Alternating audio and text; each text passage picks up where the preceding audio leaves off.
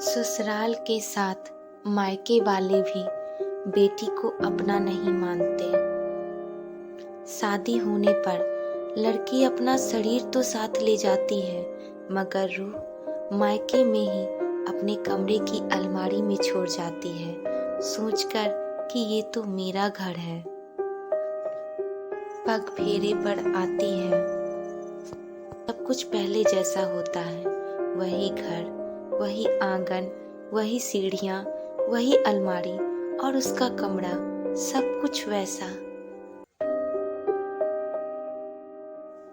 अलमारी में बैठी रूह को तसल्ली देती है, देख तू है ना मजे में, माँ बाबा के पास, भाई के प्यार से बंधी और बहन के दुलार में, इस कमरे में। दूसरी बार मायके आती है, हर कोई दुलारता है। चाय के बाद अपने कमरे में जाती है तो देखती है कि उसकी रूह अलमारी से बाहर पलंग पर बैठी है, एकदम उदास। पूछने पर रूह कहती है कि अलमारी के सब कपड़े अब उसके नहीं रहे, माँ ने दे दिए इधर उधर। बाली बूंदी से लेकर चप्पल जूतियाँ छोटी बहन ले ली, सूखे काजल और खत्म होने को आई। गुलाबी सुर्खी को माँ ने कचरे में डाल दिया। बचे तुम्हारे सर्टिफिकेट, वो एक पन्नी में डालकर रख दिए गए कि अब इनका यहाँ क्या काम, जब तुम आओगी तो दे देंगे तुम्हें, ताकि ले जाओ इन्हें ससुराल। लड़की थोड़ा गुस्से में मगर आहिस्ता से कहती है, और मेरे सारे पोस्टर, वो तो तुम्हारी शादी की पुताई में ही हट गए थे, मगर शादी की धुन में तुम्हें कहाँ होश था। लड़की को ऐसा लगता है कि माँ बाबा सभी मिलकर उससे सौतेला बर्ताव कर रहे हैं। तभी पास बैठी रूह कहती है, देख फिक्र न कर, ये कमरा तो तेरा आज भी है, तेरी रूह का बसेरा यही है। लड़की खुश हो जाती है, आंखों को बंद करके कोहनी की दीवार माथे पर बनाकर सो जाती है। 3 दिन अच्छे गुजरते हैं, फिर रूह को कमरे में ही छोड़ चली जाती है ससुराल।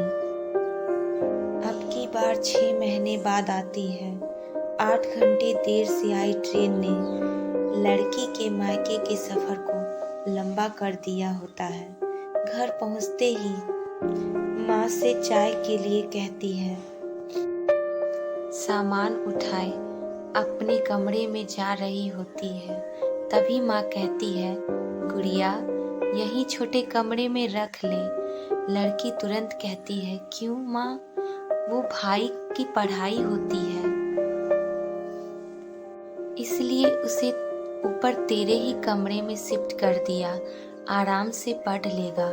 लड़की वहीं सीढ़ियों पर खड़ी धक रह जाती है, फौरन ऊपर दौड़ती हुई जाती है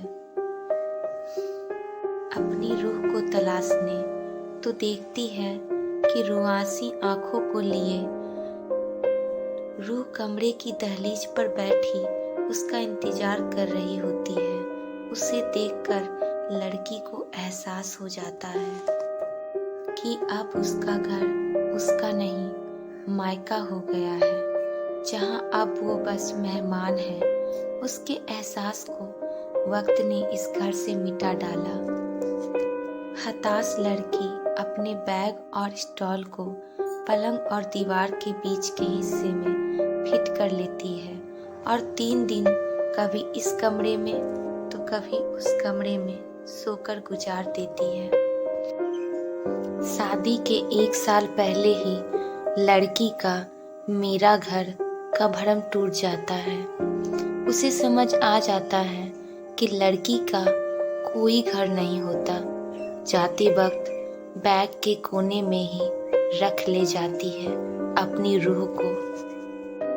अब लड़की ससुराल में रहती है और 2 से 3 साल में ही मायके आती है। दोस्तों माफ़ करिएगा, आगे की कहानी नहीं लिख पा रही हूँ, विराम देती हूँ, क्योंकि मेरे आंसू अब रोके नहीं रुक रहे हैं।